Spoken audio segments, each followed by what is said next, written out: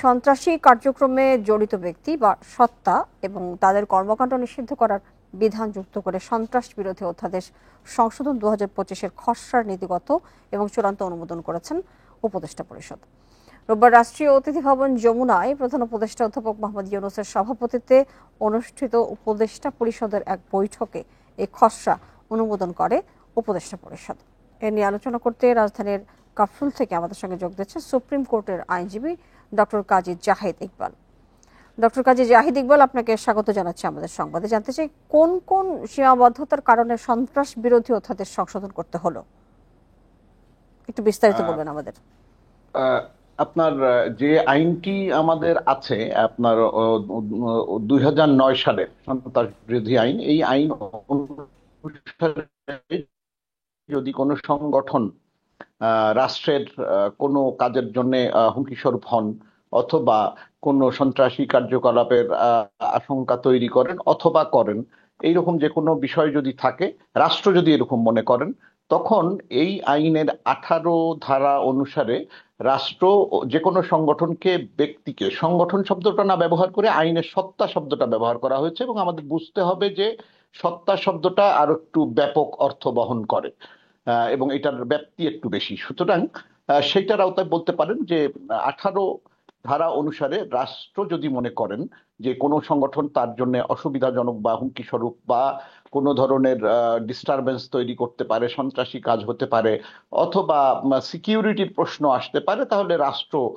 ব্যক্তি বা সত্তাকে এই ধারার অধীনে আপনার নিষিদ্ধ করতে পারেন। এবং নিষিদ্ধ করলে এই আইনের শিডিউলে সেই নামটি যুক্ত হবে, অর্থাৎ যতক্ষণ পর্যন্ত এই শিডিউলে নামটি থাকবে ততক্ষণ পর্যন্ত এই সংগঠনটি আর কোনো ধরনের রাজনৈতিক কাজ বলেন বা অন্য কোনো ধরনের কাজ করতে পারবে না। এবং আমাদের একই সঙ্গে মনে করতে হবে, রাখতে হবে যে এই আইন অনুসারে যদি কেউ এই সংগঠনের সদস্য হন বা এর প্রচার প্রচারণা করেন ইত্যাদি, সেগুলোও এই আইনের ভায়োলেশন হিসাবে ট্রিটেড হবে।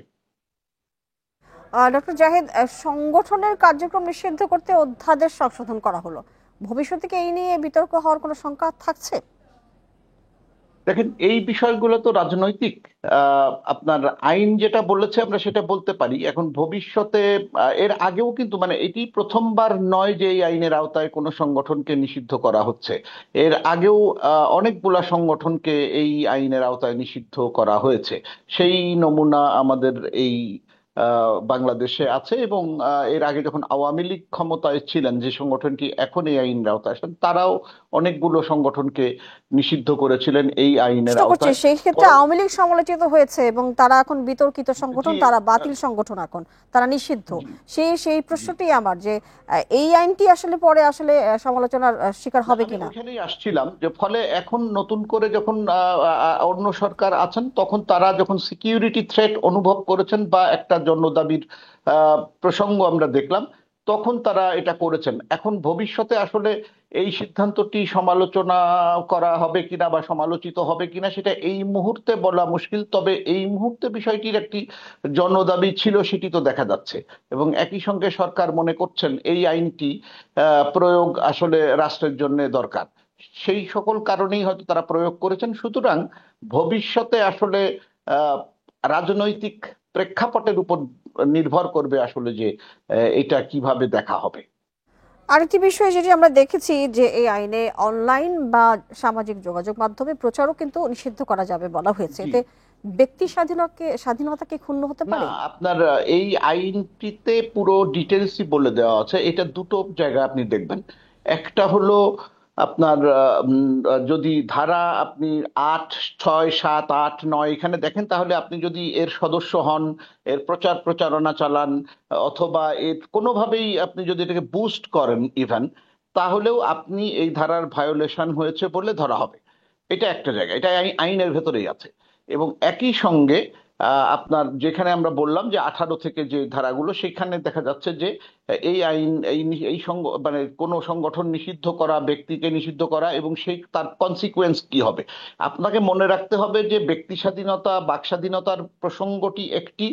আর যদি কোনো সংগঠন কোনো আইনের আওতায় নিষিদ্ধ হন, তাহলে তাকে প্রমোট করা বা তার বিষয়ে কথা বলাটা আরেকটি বিষয়, কারণ সেটি আইন দ্বারা ব্যবস্থা নেওয়া হচ্ছে। তো সুতরাং আইনের যে ধারাগুলো আছে সেই ধারাগুলোই প্রয়োগ হবে, সুতরাং আমরা আসলে ওই বিতর্কটা এই পর্যায়ে আসবে না।